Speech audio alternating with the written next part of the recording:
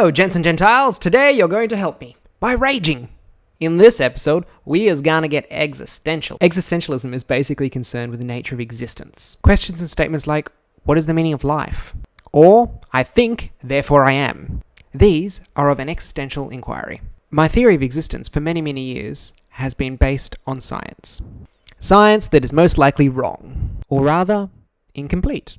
It worked for me at the time because that's what I knew. It all starts with the law of the conservation of energy. You can't make energy, you can't destroy energy. You can only make energy change forms.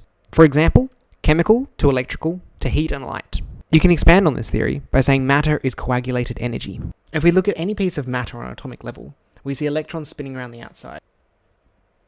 And seated in the middle, in the nucleus, we see neutrons and positrons. Now, atoms are very specifically balanced. Each element has its own atomic weight. And if we unbalance this weight by adding another neutron to the nucleus, then the atom will try and right itself. It's bad at this. Basically, it breaks down the particles it has present and in turn produces subatomic particles. One of these is a positron. If a positron collides with an electron, the two turn into gamma-ray photons. This is matter turning into energy. With this, I concluded that the universe was a constant, that all matter was energy, and that I was a very specific organization of matter and energy in the cycling energy of the universe. This realization gave me a place in the universe, but not in existence. Let's expand again, beyond the atomic particles racing around each other to the celestial bodies racing around each other. We can chart the movement of stars through what we call red shift. More or less, we can take measurements from the trail the star leaves behind. I'm not going to go into great detail about these physical laws. I'm not trying to teach you physics. I'm just trying to give you a concept of our place in the universe. So one of the things we can determine from redshift is the direction a star is traveling relative to ourselves. Through this, we can see that the universe is moving outward and slowing down. This supports the Big Bang theory, that the universe started at a central point of supercondensed energy, exploded and sped out in all directions.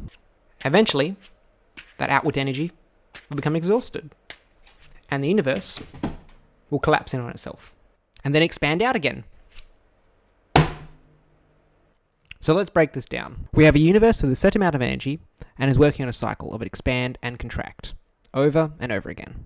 We are just one of the odds to be created. The argument I hear about my theory goes something like this. But Jake, there has to be a god.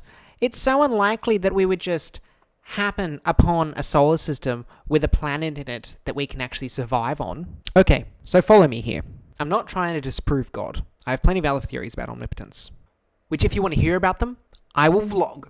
So an inhabitable planet with a sustainable atmosphere is a prerequisite to our own evolution. And I agree with the skeptics. These odds wouldn't have my bet in a set amount of time. But time is an abstract concept. It is relevant only in the cycles of nature in order to measure it. We impose time upon the world in order to find our place within it. The concept does not exist without us, because the universe's time is not finite. It is infinite. We cannot create or destroy energy. We can just have it change forms. Energy will exist eternally, continually reforming itself. Expand and contract. This means that every possibility that can occur will occur given an infinite amount of time. What? If you roll 5 dozen dice for eternity, eventually you will exhaust every single outcome. There'll be outcomes more likely than others, but it's not outside the physical parameters of the dice to roll 5 dozen sixes. We have a universe that has a finite amount of physical parameters and an infinite amount of time. Our existence is just the occurrence of 5 dozen sixes. Yahtzee!